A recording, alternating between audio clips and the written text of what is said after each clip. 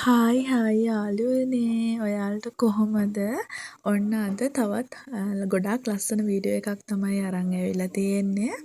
ඇත්තටම මම මේක ගේන්න ලොකුම හේතුව මට මේක ගොඩාක් මතක සටහනක් විදිහට තියාගන්න. ගොඩාක් කාලෙකින් තමයි මගේ ඔතන එක යාළුවෙක් හම්බුනේ. එයා දැන් බැඳලා ඉන්නේ. එයා ගොඩාක් කාලෙකින් හම්බුනේ. ඉතින් මම මේක මගේ මතක සටහනක් විදිහට තමයි මම මේ වීඩියෝ එක කරන්න එකම හේතුව. ඒ කියන්නේ ලොකුම හේතුව. ඉතින් බලමු අපි එදා දවස ගත කරේ කොහොමද කියලා. ඔය කහපාට ටී-ෂර්ට් එකක් ඇඳන් ඉන්න යාළුවා තමයි මට ගොඩාක් කාලෙකින් හම්බුනේ. හරිම හොඳයි. ඒ වගේම මගේ අනිත් යාළුවෝ දෙන්නත් ඒ දෙන්න නම් මට නිතරම හම්බෙනවා. ගොඩක් හොඳයි ඒ දෙන්නත්. ඉතින් අපි කාලෙකින් අපි 4 දෙනා සෙට් වුණා. හිරුනිලායේ ගෙදර.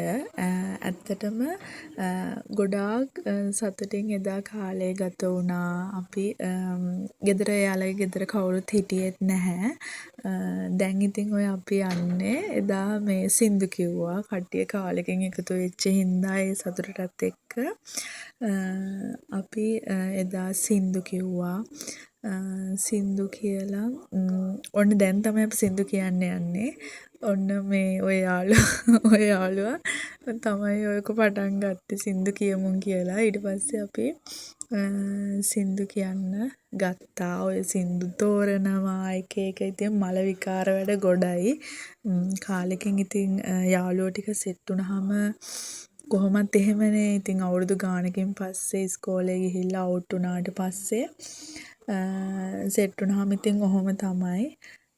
අර ඒ වගේම පිස්සු මොංගල් ගතිය කවදාවත් ඉතින් අපේ නැති වුණේ නැහැ. තාමත් ඒ විදිහම තමයි. ඊට පස්සේ අපි සින්දු කියලා ඉවර වෙලා හිරුනි කියන්නේ ගෙදර මේ උයලා තිබ්බා. ඊට පස්සේ අපි සෙට් එක එකතු වෙලා ඉතින් අර තිබ්බු බත් ඔක්කොම ටික දාගෙන කොහොම හරි කෑවා. ඔක්කොම ටික කෑවා කොහොම හරි. දැන් ඉතින් අපි මේ උඩට යනවා මේ සෙට් එක ඉතින් නිදහසේ කන්න. ඉතින් ඒ කියන්නේ හැම තප්පරේම කොහොම හරි සතුටින් අර ඉන්න තමයි මේ සෙට් එක ඉතින් බලන්නේ හැම වෙලේම. මොකද කාලෙකින් සෙට් වෙන්නේ. ඉතින් ඒ හින්දා දැන් ඔය අපි කන්න තමයි යන්නේ. ඇත්තටම ඉතින් යාළුවෝ තුන්දෙනා නම් සුපිරි. අය ඉතින් වීඩියෝ වලටත් ඉතින් ගොඩාක් උදව් කරනවා මාර විදිහට. දැන් ඉතින් අපි මේ බත් එක ඉවර වෙනකම්ම කට්ටිය 4 දෙනා ඉතින් හොඳට බඩ පිරෙන්න කෑවා. බත් එකත් හරිම රසයි. මාරම රසට තිබ්බා. ඉතින් බත් එකත් අපි ඔක්කොම ටික ඉවර වෙනකම්ම කෑවා.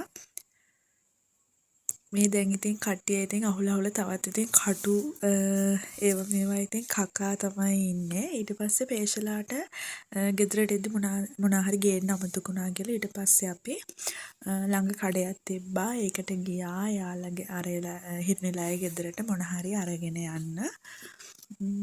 දැන් ওই කඩේට වෙලත් ඉතින් බඩුව ගන්න ඒත් ඉතින් කියව ඉන්නවා. ඉතින් අපි එද්දි අපිට ඩෙසර්ට් එකට අයිස්ක්‍රීමුයි ජෙලි දාලා තිබ්බා. ඊට පස්සේ අපි ඉතින් ඒවත් හොඳට කෑවා. වැඩිය කන්න බැරි සෙට් එකක් ඉන්නේ. ඒ හින්දා ඒවත් හොඳට අපි කෑවා.